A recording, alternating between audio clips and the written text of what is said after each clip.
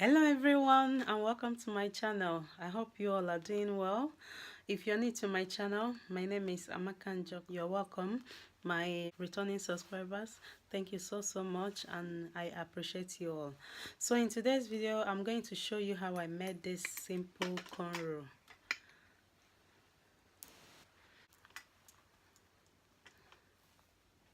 If you don't know how to do cornrow, if you can't cornrow, then I got your back. I'm going to show you how to make this. This is not as hard as you think. It's not even hard.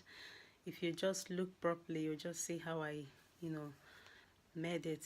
So yeah, I hope you find this video helpful, and if you do, please give me a huge thumbs up and subscribe to my channel if you have not. And I'll see you again in my next video. Stay blessed. Bye.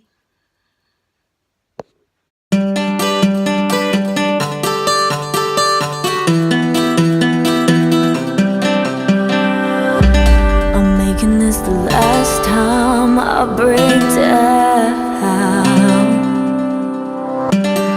holding on to my breath, no sound escapes, walking on a straight line through the madness.